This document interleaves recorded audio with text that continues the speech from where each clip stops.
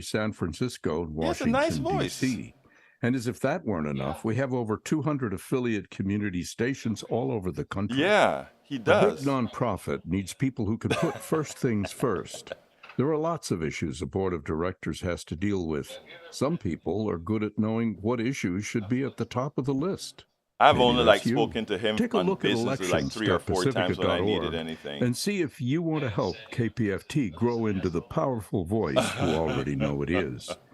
Houston needs KPFT. KPFT needs you. Elections.pacifica.org. Why not do it right now? Elections.pacifica.org.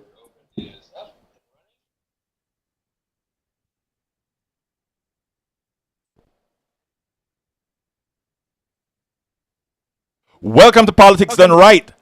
I'm Egberto Willis, your host. Good morning, Houston. Good morning, Northeast, Southeast, Texas. How's everybody doing this morning? I know this is probably the day that many of you are on vacation. I hope if you are, well, celebrating the holiday of the establishment of this great country. How art thou doing? I trust all's doing just fine.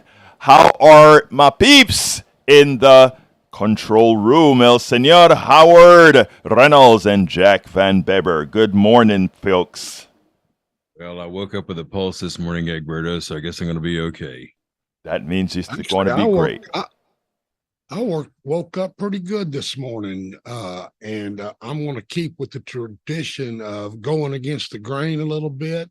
Yes. And, Okay, wait, Jack. Let me give you the proper introduction for a man of your stature. We are about to hear Jack Van Beber's morning statement. Hey. Okay, I was told that I was supposed to disturb the comfortable and comfort the disturbed. So this week I'm going to kind of talk about war as a means of business. As we celebrate our independence, I'm asking the question, have we become empire, and are we using wars to control? Well, I'm pretty disturbed this morning, Jack. Where's my comfort? Well, let's get off mic. okay. Let Egberto have a show. Okay. But I just want to tell my brother Jack Van Beber, are we an empire? Yes, we are an empire. An empire does an empire isn't, a lot of people look at it as implicitly a bad thing. Just like they look at dictators as a bad thing, I'm going to say something that some Panamanians are going to really get on my case for. But in the case of Panama, we've had dictators and we've had purportedly democratic leaders as well, both of them. And I think the person who had done the best for Panama, the country, was somebody called Omar Torrijos Herrera, who was the guy who got the Panama Canal Treaty, the new treaty signed for the turn of the century. And again, democracy requires an educated population, because certain things that one needs to do because democracy is the people's choice, and uneducated people don't always make the right choice. A good dictator may make a good choice. A bad dictator is always horrendous. So there's a lot of caveats right out there. Like I said, some folks are going to say, "I can't believe you said that." Sometimes honesty is the best policy. Now, we here in the United States are a purported democracy. And the interesting thing about it is what many have been doing, Brother Van Beber, is trying. And by the way, America was a very educated country over the years. And what has been happening with a lot of our plutocracy was to do exactly the opposite, ensure that Americans would become uneducated, and in the process of doing that, creating an autocratic system. Unfortunately, not all rather, most autocrats are not good. If you had a good autocrat, hey, maybe things would kind of look up for a lot of people and people look up to that. But on the 4th of July is coming up now. And I have a lot of stuff that I want to say relative to the Supreme Court. The 4th of July ultimately is in the background. America is a great country. America, I repeat, is a great country. America had its genesis in a lot of evil. America had its genesis in a lot of good. And this is not just America. This is absolutely every country had its good and its bad. The one important thing that I think we should use the 4th of July for is not to revere the founders of this country, but to look in the mirror and revere who we are, who we have been. I have to make sure and get the tenses correctly. Who we have been becoming, which is better people over time. In all these instances, we've had drawbacks, we've had drops, we've moved forward, we've moved backwards. But as you know, I think I mentioned a documentary that a group of us made one time called Liberating Democracy or something of that nature. Where it's not, I can't, I'll tell you what the title is later on. But the idea being that as we moved forward as a country, it was we the people who constantly had to fight against different forms of our institution to move forward. And it never stops. It is happening again. When we look at the MAGA, the Trump era that we're in right now, many people are throwing their hands up. I can't believe this is happening. Is this the end of America, et cetera, et cetera, et cetera? It could be. But also what's very possible is what Americans have always done as we move forward. And that is as we got the bumps, as we've got the traitors, as we've got the charlatanes, as we got all these bad folks that have come along. The goodness of many different folk in this country have always come across in the long run to make it a little bit better than before, to make it who we really aspire to be.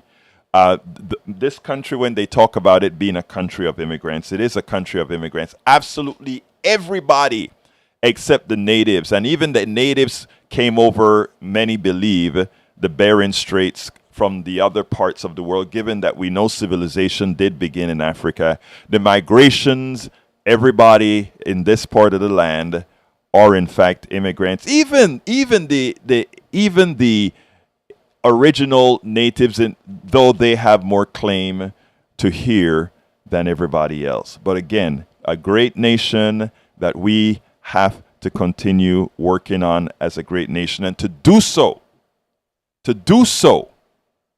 we first have to come to that acknowledgement of people, of immigrants, all of us, those that are here 10 generations. Your genesis is that of an immigrant. You have no better claim than anybody else coming here. No better claim. Some of you may have been here a bit longer, but again, immigrants. Now, today's show's title, Plutocrats / SCOTUS are winning. AOC nails the Supremes.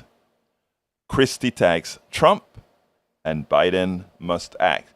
Are we going to get to all of that? I don't know. It all depends on you all. It all depends if you call 713-526-5738. Which is the call-in number, extension numero 2.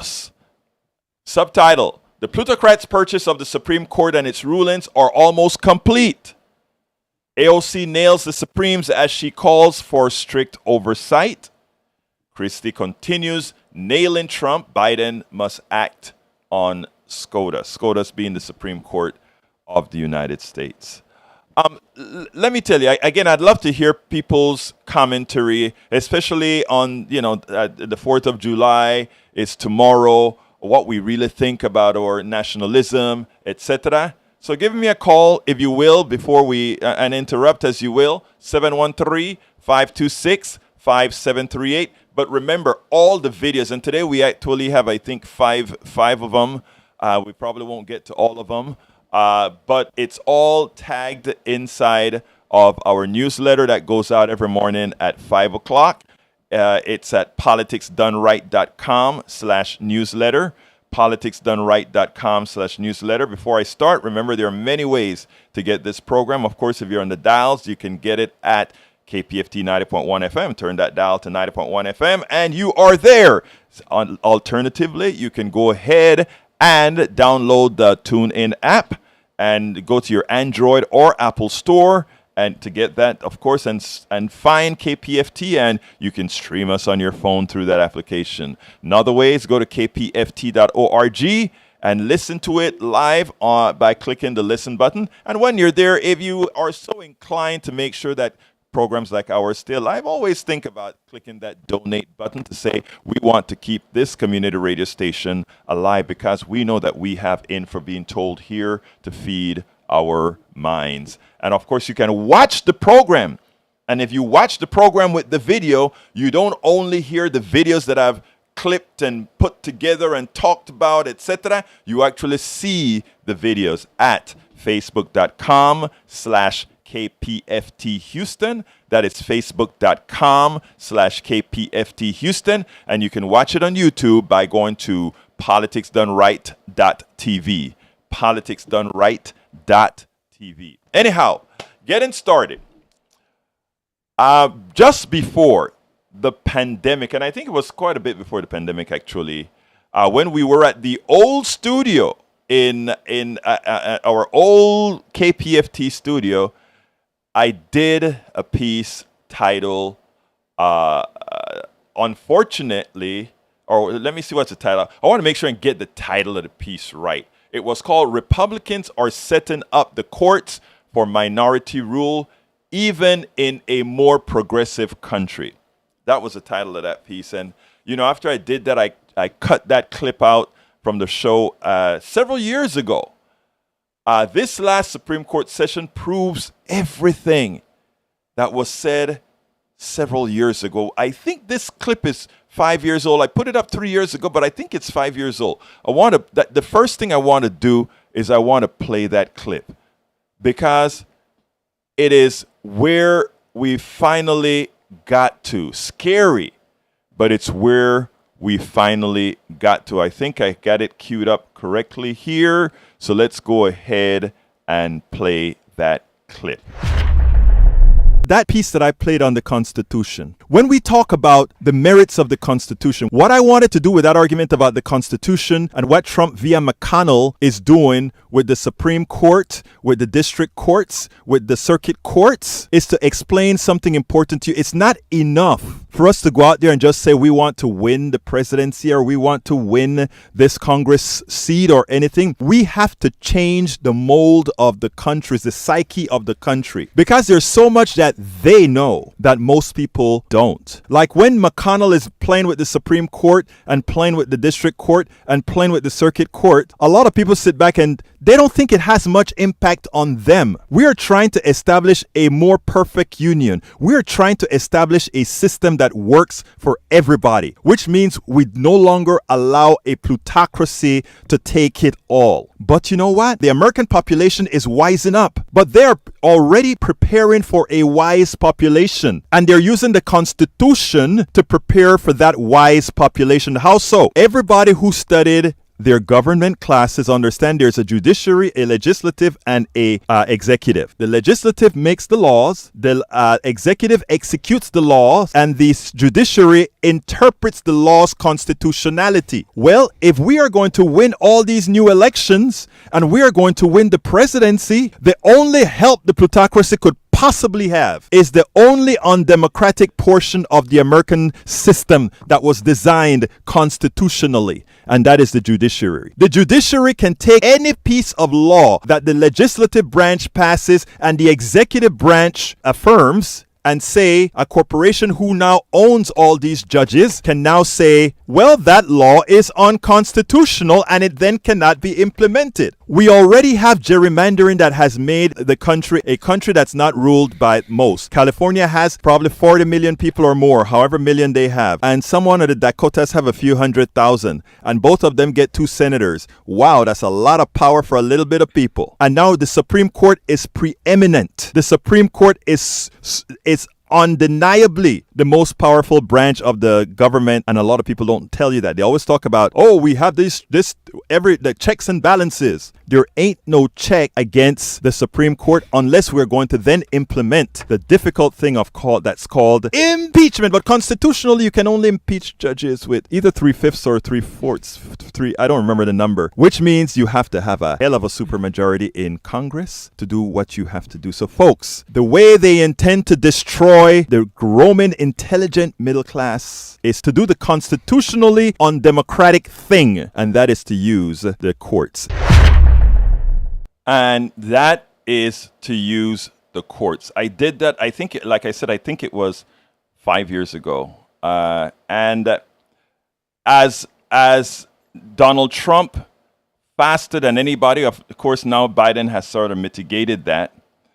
They filled up the judiciary with a lot of incompetent ideologues during the Trump administration. And of course, Trump, a president that lasted 1 term, appointed 3 justices, 1.5 of them being stolen. In other words, they stole number 1 and they stole number 3, kinda, in that when they appointed Barrett, I think it's Barrett, the one that they, it was during, again, just right before the election.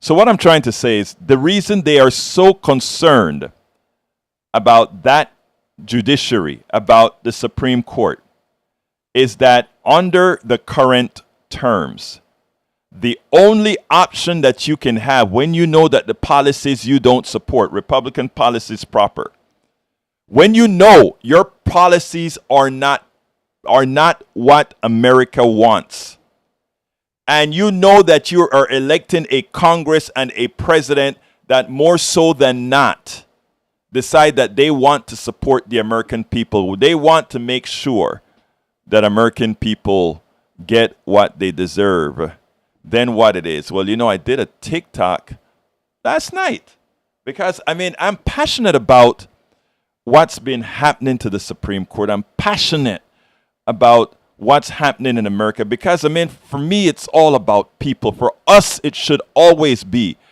about people. So I did a 1-minute TikTok. I want to play the TikTok that I did last night because I mean, it's funny. As soon as I threw it out, it was like it got 1,000 hits right away, right? And it was like for me that said this is why I'm glad that happens because we want people to know this stuff. So here is that TikTok, and then we'll go ahead and move on. But before I play that 1-minute TikTok, I want to say, folks, please remember 713-526-5738. What are your thoughts? Do you really understand what's being done in the Supreme Court? It's not about abortion. It's not about affirmative action. It's not about student loan. Those are very, very important. Those are rights, all that were snatched away from us. Snatched away because 6 people said, that's what we can do. That's what the plutocracy wants us to do. That's what we will do. Right? But it's not about that. For all for all of MAGA that is cheering the demise of affirmative action, for all of MAGA that is out there thinking they don't want abortion. Of course, I have friends who are MAGA, and one of them recently, daughter got knocked up, and you know what they did? They're MAGA supporting all this judgment, and they took their kid to where again? Cross state lines, baby. And I mean, but that's another story. And it's not only about student loan, even in as much as MAGA can be saying, great Supreme Court, but half of the folks that got hit or that will get hit if the president doesn't mitigate what the Supreme Court did with the student loan issue are not going to be Democrats. They're going to be Republicans and independents whose whose personal economy was hit by the Supreme Court's decision. So you had a Supreme Court with the abortion decision hits women's personal economies, not only their bodies, but their personal economies. With the affirmative action, minorities from LGBTQ to Latinos, black people, Asian, a lot of folks that affirmative action didn't give an upper hand. It's not what it did. It said recognize all those who are qualified. So although those people's personal economies, as the prejudices of some come to the realities, and then of course we have the loan. So folks, right now it may be affecting a particular group that the Supreme Court is now preeminent. But do remember, ultimately, it'll affect all. I'm going to give that a little bit more context after I play it's actually like a 42-second TikTok. Here we go with it, my folks. Whether you agree with the recent Supreme Court decision is not the issue. What's new is that 6 of the 9 justices on the court, a supermajority with many of their recent decisions, expose a flaw in our Constitution. These 6 Supreme Court justices have shown that they will rule the nation irrespective of what the majority of Congress and the president we elect vote into law on our behalf. This means the United States is ruled by 6 conservatives, and we will only get the laws and policies the billionaires demand that these justices allow. No to health care for all. No to family leave. No to living wage. No to subsidized daycare. No to a clean environment. No to renewable energy. That is what you get when you have 6 unelected justices that rule the nation. Check out more like this. Yes, that is what you get when you have 6 unelected judges appointed by a wannabe autocrat. Well, 3 of them have a wannabe autocrat. That is what we get. We get into office people who really has no care about the average person, and they'll use whomever they can to get that. And right now, for all my MAGA brothers and sisters, and I love you guys, I'm telling you, I have no animosity against any, and I repeat, any American. I don't care who you are. I don't care if you're, I have no animosity against any Americans, because there's one thing I know, that the condition that we are in, the current state of degradation before we recover, is not your fault.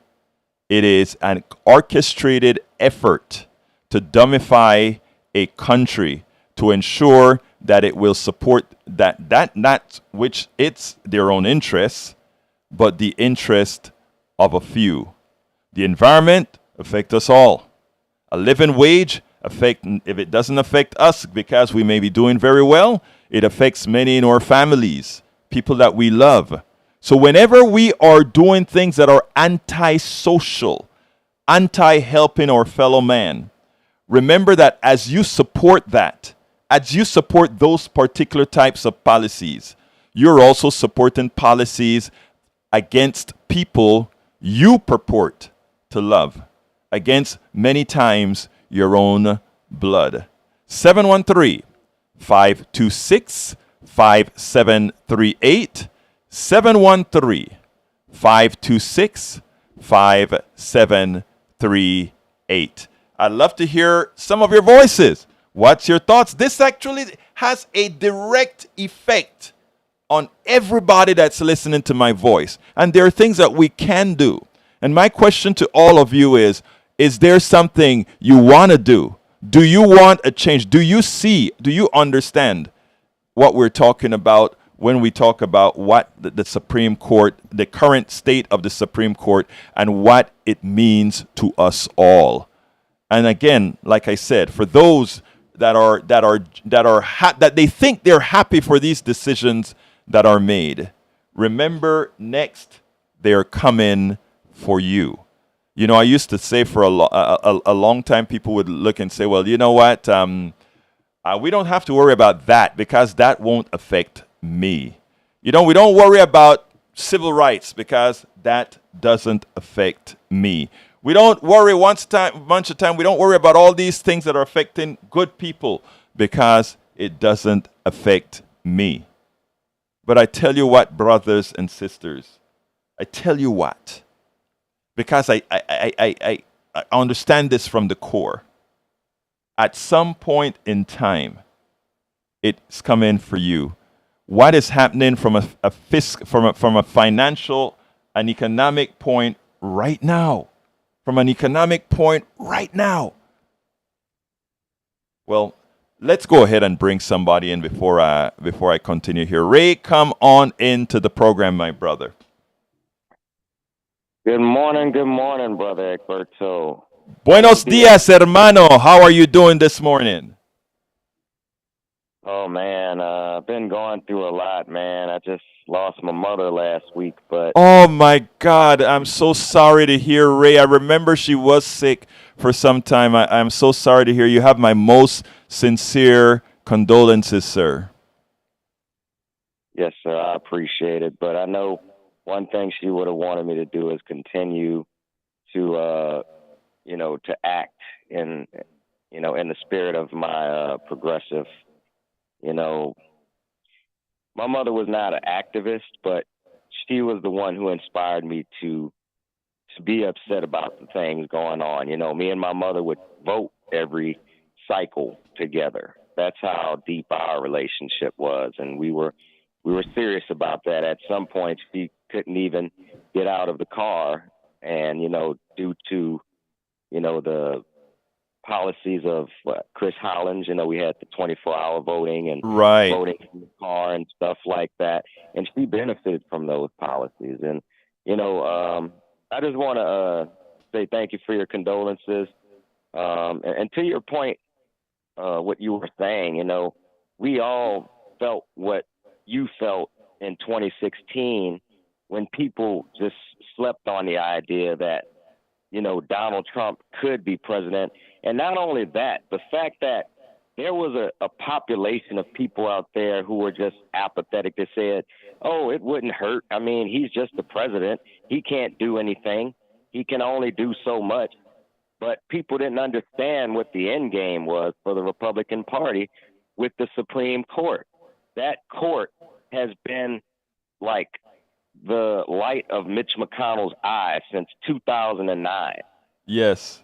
Obama was in office, and people didn't understand what we were trying to do. We were trying to hold that power from Mitch McConnell when we voted for Hillary in 2016. But there was a lot of people that just did not understand the strategy of it. They just looked at it as, well, Hillary is not Bernie.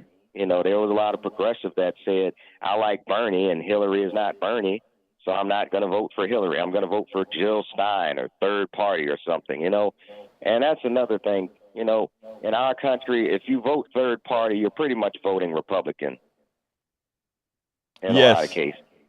Yes. Ray, earlier, I don't know if you got the program from the beginning, but I played a piece that I did.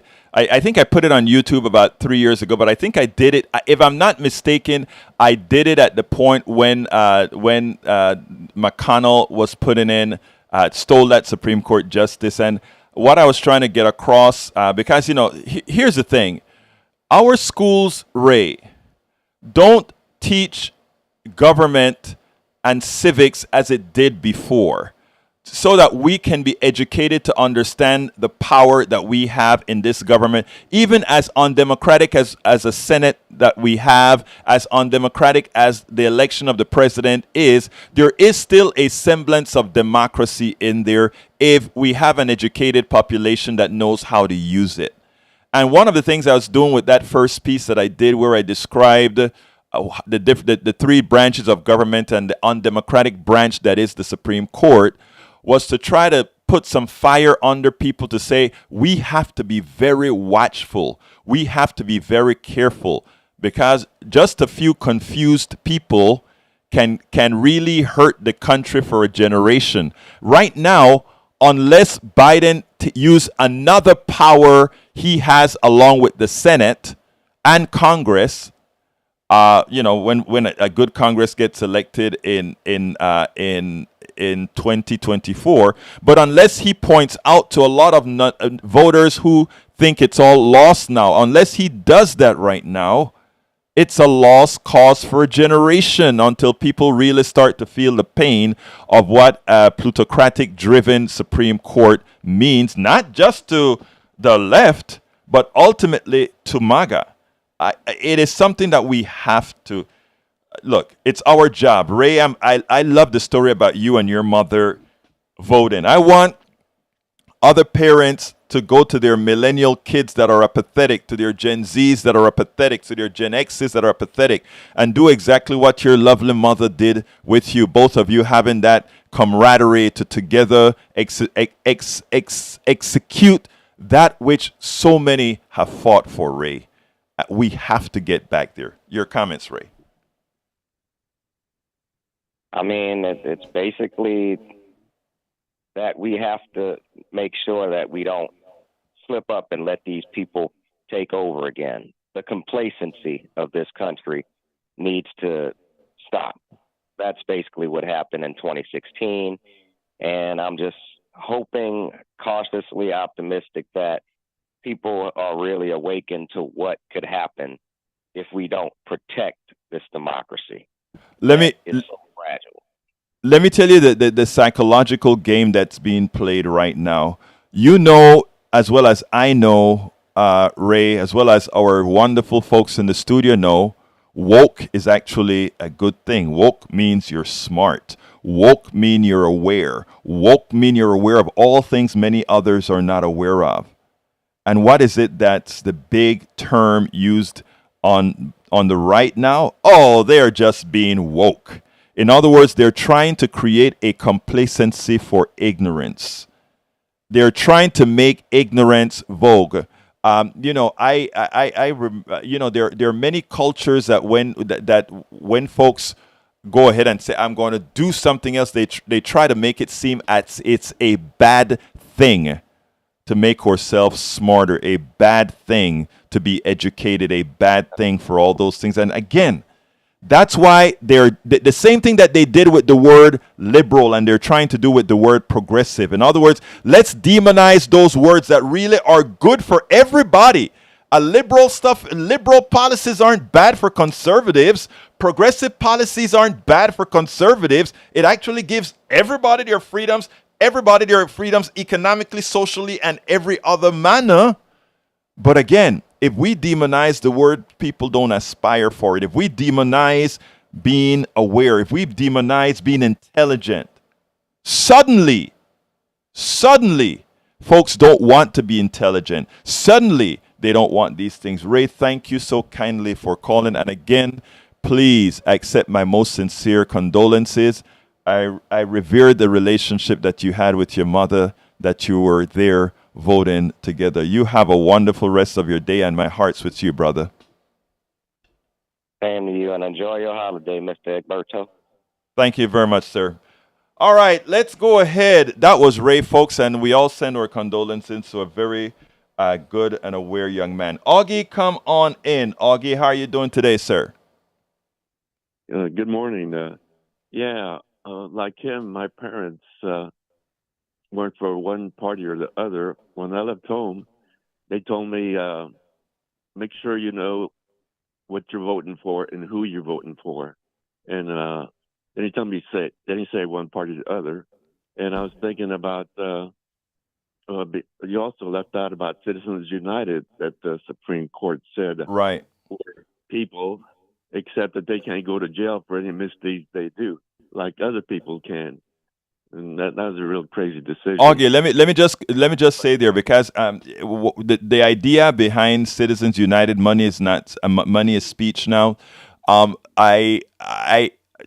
is what happens when you have a bought Supreme Court. Suddenly they'll tell you, money is money, and money is not. Money is speech, and corporations are people. So we worked with the move to amend on the 28th Amendment. The idea being to codify that money is not speech and that corporations not people. But again, we have to make the people aware before any of these things got done. Sorry for interrupting you. I just wanted to let you know that yes, Citizens United is to understand the dangers of what Citizens United did was very important. Go ahead, Augie. Yeah, But it all started really in World War II in Franklin Roosevelt when he was running for his last term, his last election. And the unions, the socialists, the communists, the communists were valid parties in the early 1900s, but then they got kicked out. And they told Franklin Roosevelt that we're not going to vote for you this fourth term unless the one percenters of that time pay taxes. In World War II, the middle and lower class not only paid taxes, they bought war bonds. And the idea, if we're going to go to war, then we have to pay for it, not our future generations, our current generation. So Franklin Roosevelt, he was not going to get their support unless he got the one percenters. So we got him into his office and told these DuPonts and Rockefellers and stuff, hey, the rest of America is paying for this war. You guys got to do your part. And so they wanted to know what their part was. He said, you're going to be taxed. And they want to know how much. Roosevelt said 100%. That knocked the wind out of that room. But he said he was joking. He said, no, I'll make it 94 point something. It's like 95%. And that's why we had a great economy in the 50s and the 60s, because the one percenters were paying taxes. But ever since the first Republican after that, Eisenhower and everybody else, all the other Republicans, they kept knocking the percentage down of taxes they had to pay until it's zero. But more than that, Rockefellers and DuPonts were not happy that they had to pay taxes, and they were smart. They knew it was the communists, the socialists, and the union, and they started going after them one at a time, silently. They went after the communists first. We had McCarthy. And then they started going after the socialists. And then they went after the unions. But they went after them one at a time, very smart. And the people were not aware of it. In the 50s and 60s, they were enjoying it. The rich were paying taxes. But then all of a sudden, now they're not. Now we're reaping what happened. And it's people like you and others that have to wake up these Americans that they're voting against themselves when they vote Republican. You know what always surprises me, Augie? It always surprises me how the people that are more willing to protect the wealthy, they will. It always surprises me. There's a group of folks that, they revere the wealthy, not realizing that the wealthy doesn't exist without them. One of my other goals is to remove the deity or the kind of revere that we have for the wealthy, not because like I try to say, and this has nothing to do with wealth envy. As a business owner, there are many times I had choices to make, which is one, you could take advantage, or two, you could do what you felt was moral, and if you felt certain things were undeserved, you didn't do it. Most folks thought I was an idiot, but that's just how I feel. The idea is, one thing I can say categorically is the vast majority of the wealthy, and I say this with love, but they are parasites, because most of what they do is something else. It's sucking on the well-being, it's sucking on the works of everybody else. And unfortunately, too many of us will sit back there and protect the wealthy, fight for the wealthy, make sure that they don't pay the taxes, because they believe the line that they're the ones creating jobs. They believe the line that somehow these are the benevolent ones in our society, when most of the benevolent people in the society is a person you're sitting next to. Those are the people we need to learn to revere. I revere you, Brother Augie. I revere Ray. I revere Jack Van Beber. I revere Howard. I'm pulling out of my mind. I'm waiting for people to reach that state in their own person, that they start looking at their fellow person doing something good, doing what's right, and revere that, and stop looking at Bill Gates or all these. See how easy I can forget the billionaires now, because I don't really have much respect for them. Forget about that. These guys are so great, and remember that what these guys did was use an economic system that legally knows how to take advantage of the other. As an example, so I invent something, right? I invent something, and because I invent something, I have forever to make unlimited profits. Yes, it was something good for society. Our individualistic nature tells me, and by the way, I did invent something, right? But it's just out there in the public domain, all right? To be exact, to control the RTS signal on a chip that wasn't designed to do that. And that's in the public domain. But the reason I'm saying that is, but there are others who say, well, I invented this thing and forever I will profit immensely over it. And I don't want to, not realizing that no invention occurred in a vacuum. No creation occurred in a vacuum. And if there aren't others participating in that invention of your intellect or whatever, you couldn't make the monies you do. You see, we have a false reverence for the wealthy when it is just an economic system that allows within its structure for the wealthy to exist. Augie, anything else before I go to the next subject real quickly? Oh, yeah. Well, like you said, they don't respect us. Like Trump, there's a recording of him, what he thought of his voters. Yes. And he disparaged them. But you didn't see it on Fox News. You saw No. it on these. I don't think you hardly ever saw it on anything else either. But there is a recording of what he thought of all the voters that voted for him. He didn't think much about them. And that's the way the wealthy are, too. It's funny. Anyway, thank you very much for calling in, Augie. I have a 6-minute one to play, but I'm going to hold back on that one and go ahead and take up El Señor Johnny. I'm not going to get to all of them, so please remember to go to politicsdoneright.com/newsletter. All the videos for the program are there. Oops, we accidentally dropped Johnny. Johnny, call back again. And since you're going to have to call back, I will play the 6-minute one about Biden. And then by then, I'll be ready to take your call, brother Johnny. Let's go ahead and do that. And then we'll come back and pick up brother Johnny. President Biden seems to be living in another time. He's living in another time when Republican politicians were honorable. He's living in a time when one could trust the word of a Republican, and that in as much as they were conservative, they believed at least in humanity. Yes, they believe in this false notion of pulling yourself up by your bootstrap, even though that's not what that statement really ever meant. But they actually believe that somehow things weren't as skewed as they really are. History let us know. Anybody informed in real history understand the systemic nature of poverty, the systemic nature of all these things in our country. Even Biden acknowledges that, but he's such an institutionalist, he thinks that if he adds to the court, it will delegitimize the court. Well, the court is already an illegitimate institution that was stolen from those presidents who had the authority and the right to assign justices.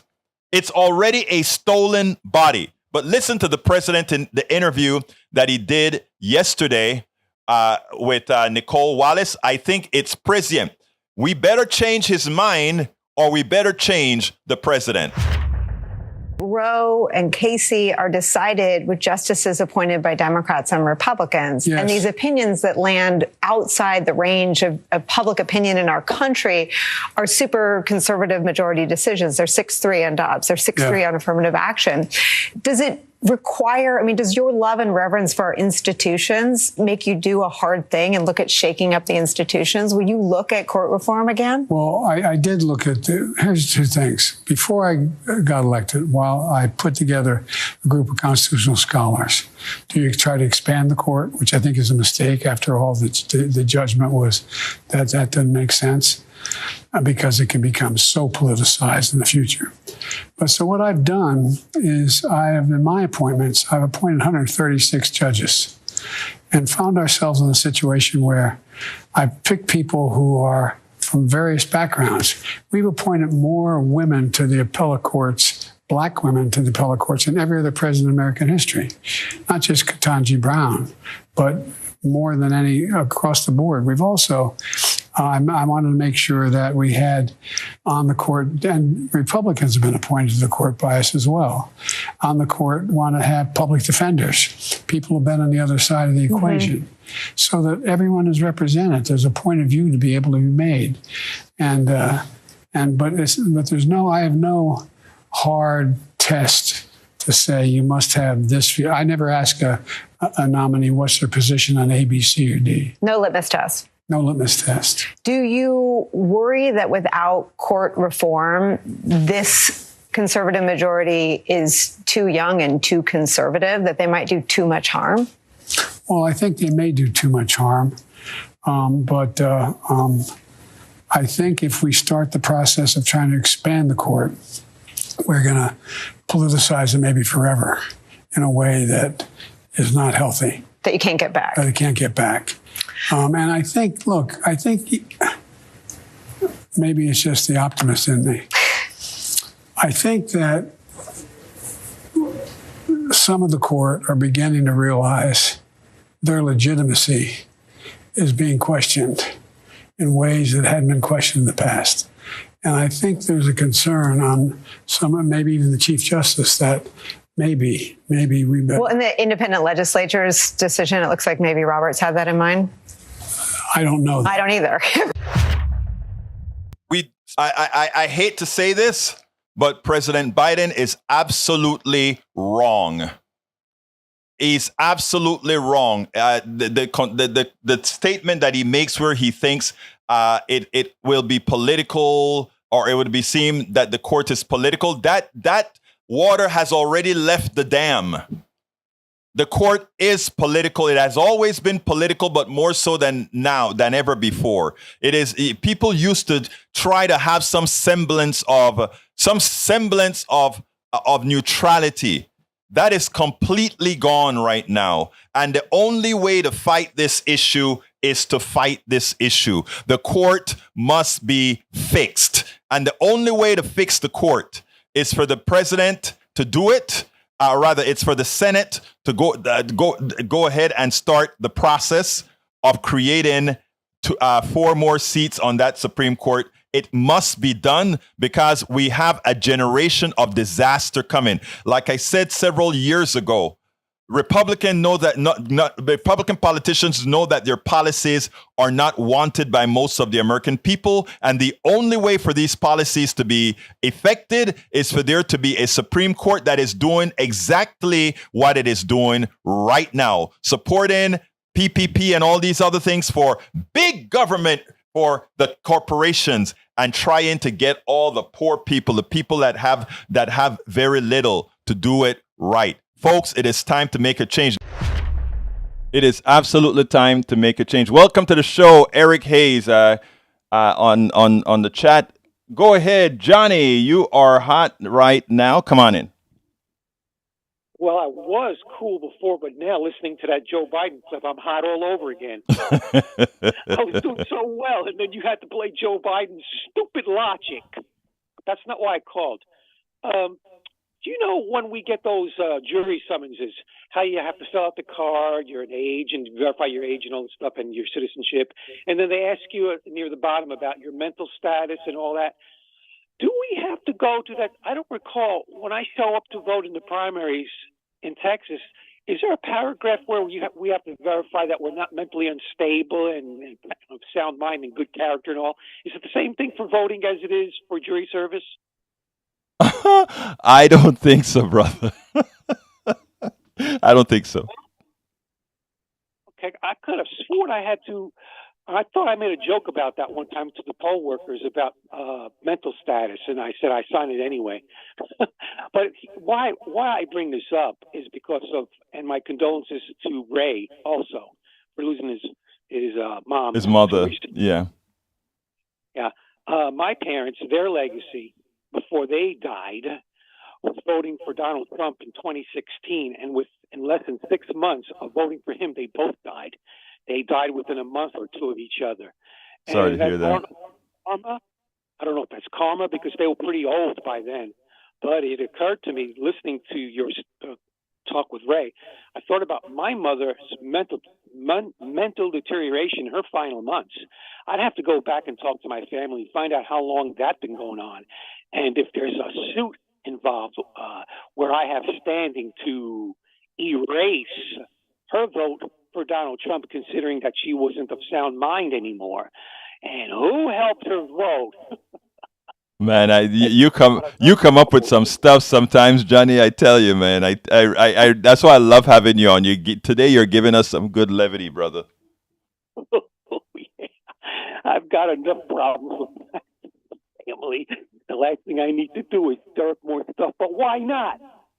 No, don't. I tell you what. I'm take advice from Egberto this one time. Don't do that, brother. Let it ride. I don't.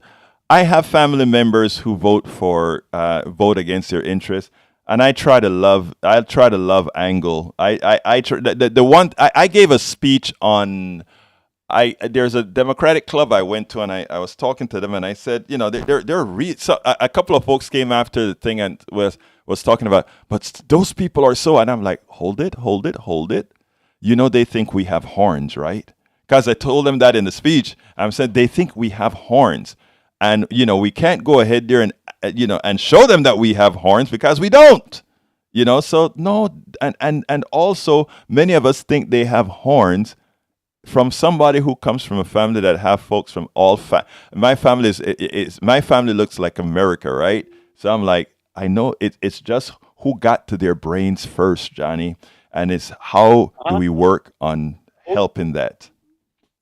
Well, they were both in nursing home in the final year or two of their lives, and let me tell you, when I went to that nursing home, I wasn't shocked because, as you probably recall, I was an ombudsman for the state of Texas, and I had up to 14 nursing homes I was responsible for overseeing in terms of patient right, or we don't call them patients. Well, they do secretly call them patients, but they're supposed to refer to them as residents. Anyway, overseeing residents' rights with regards to their care. Anyway, it was not a shock for me to see that the supermajority of the residents there are, shock, drum roll, Republicans. Yes. And I want to interrupt you here, Johnny, because here's what is so mind-boggling and upsetting when you say that, right? The policies that would give them better care in these nursing homes, right, are policies progressives believe in, not the policies because Republican policies would get a private insurance company, a private insurance policy that's going to take care of you when your time comes around. And what they don't tell you is that private insurance companies, their sole purpose is to make a profit. So even your care in your final years, in as much as you may have a policy that takes care of that, it would be based on, well, we make a profit. So if we have to cut corners here and there when they're taking care of your parent, what's the best thing, man? Back and I spoke about this in a few shows back, cultures. I spoke about what the individualistic nature of America has done to the family unit, what capitalism has done to the family unit. It has, by thinking about the individuals, you don't, in other cultures, the old people live in the home with the younger folk as they get old, etc. There's not a whole lot of nursing homes per se. That wasn't the thought process. The thought process is when one gets sick, one is surrounded by the family, etc. Now we just create a financial structure around illness. It's a financial structure around family so that family only takes care of the good and the able-bodied folk. And then if you get sick, we throw you away to rot in some other place. And we've let the private, what folks don't understand is how this economic system slowly bleeds humanity, slowly bleeds family. This individualistic and Randian form of being is slowly showing us how anti-family, anti-human we can be. I finish up there, Johnny, so I can, I just noticed I didn't get my two peeps in the studio to have a word this morning, so I got to get that. So finish up so I can get to my brothers in the studio. Basically, what you're saying is our version of capitalism encourages families to separate, not to have homes, like in Europe, in the old country, my parents would say. And so, and finally, the people with the horns, the best way to hide your horns is accuse others of having horns. Amen. Thank you, Johnny. Welcome aboard, Paul Fleming and Jules Ray Winfield in the chat as well. Hey, give me your commentary, my dear brother Howard. I was struggling with my headset. The horns weren't fitting just right. You know, when you go to put on your headset, you bang your horns like, ow. Mm-hmm. So I'm gonna let Jack take this one. Jack, talk to me. Yeah, I was real pleased when you mentioned Omar Torrijos. You know, John Perkins, you know, had a little business dealings with him when he tried to sell him some loans that were designed to fail. And he confronted him and said, "We have plenty of work here in Panama for your company, and if you will do work for the people, we will use your contract." Yep. And he paid money on that. But the idea was to embroil them in debt and then be able to deal with them in any way. And yes, the Supreme Court needs to be balanced. It is so far out of balance and making such bad decisions now. You know, there were 3 decisions on that made the court have so much power of first giving power as the corporation as a person, and then saying money is free speech. Right. Okay. And that's what's got the court corrupted. And we've been putting in corrupt people in the places like Kavanaugh. You know, I have opinion on that, but I'm not going to share it right now. But you know, these are things that we're trying to wake the people up to. We're trying to say, hey, no, this is wrong, and we need some balance. And, you know, President Biden, he works for the same people Trump did. Not maybe all wholeheartedly, but he still has to toe the line. So, you know, Brother Van Beber, the time is coming up, so I do appreciate your commentary. Eric Hayes, I saw your commentary. Let me just say real quickly, we can't understand where I'm coming with the rich folks now. I don't have the time to go further in detail there, so I will at some other time. I've been told here that I got 1 minute. So look, folks, thank you so kindly for having been here. Thank you for your wonderful calls. Thank you for your wonderful ears. We're here every day. Again, all the stories that I wasn't able to play on the video, go to politicsdoneright.com/newsletter, politicsdoneright.com/newsletter. The 2 other videos, well, all the videos that I did or was supposed to do today is there. My name is Egberto Willis. This is Politics Done Right. And you guys know how I end this baby. I am what? Out!